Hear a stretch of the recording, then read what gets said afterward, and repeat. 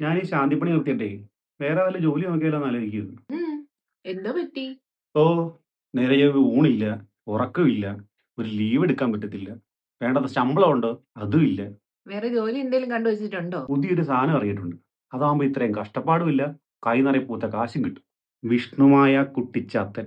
കുട്ടിച്ചാത്തനോ? ആ, അതാകുമ്പോ വലിയ പണിയില്ല. ദേഹം അനങ്ങാന്ന് വെച്ചാൽ ഇങ്ങനെ ഇട്ട് കുലുക്കുന്ന ആ ദേഹാനെങ്കിൽ മാത്രമേ ഉള്ളൂ. പിന്നെ ഇങ്ങനെ കുലുക്കുന്ന 2 സാധനം മേടിക്കണം. ഇങ്ങനെ കുലുക്കാൻ ഇവിടെ ഒരു കെട്ടും തരും, മണിയും മേടിക്കണം. പരിപാടി തീർന്നു. അതാകുമ്പോ നമ്മുടെ സമയമാ. വെളുപ്പിനെ ഒന്നും എഴുന്നേൽക്കണ്ട, സമയത്ത് കിടന്ന് ഉറങ്ങാം. ആവശ്യത്തിന് പരസ്യമായിട്ട് കള്ളും കുടിക്കാം. എല്ലാം ചാത്തന്റെ പേരിൽ പറഞ്ഞാൽ മതി. ഇഷ്ടം പോലെ കാശും കിട്ടും. നിനക്ക് വേറെ ഒരു ജോലിയും കിട്ടിയില്ലേ മനുഷ്യ? നീ ഇൻസ്റ്റയിലൊക്കെ കണ്ടിട്ടില്ലേ? എത്രയോ അവന്മാരിങ്ങനെ കുലുക്കി കുലുക്കി കുലുക്കി കുലുക്കി കുറെ കള്ളും കുടിച്ചോണ്ടെന്തൊക്കെ കാണിക്കുന്നത്. എവന്റെ കാലിൽ വീഴുന്ന എത്രയോ പ്രബുദ്ധരായ മലയാളികളുമുണ്ട്. ഇങ്ങനെ കുറെ ബുദ്ധിയില്ലാത്ത മലയാളികൾ ഉള്ളിടത്തോളം കാലം ഇമ്മാതിരി ഉഡായിപ്പും കാണിച്ച് സുഖമായിട്ട് ജീവിക്കാൻ പറ്റും. മലയാളികൾ അങ്ങനെയാ. എത്ര കിട്ടിയാലും പഠിക്കത്തില്ല. പട്ടിണി കിടന്നാലും കുഴപ്പമില്ല. ഇങ്ങനെ നാട്ടുകാരെ പറ്റിക്കുന്ന കാശൊന്നും നമുക്ക് വേണ്ട.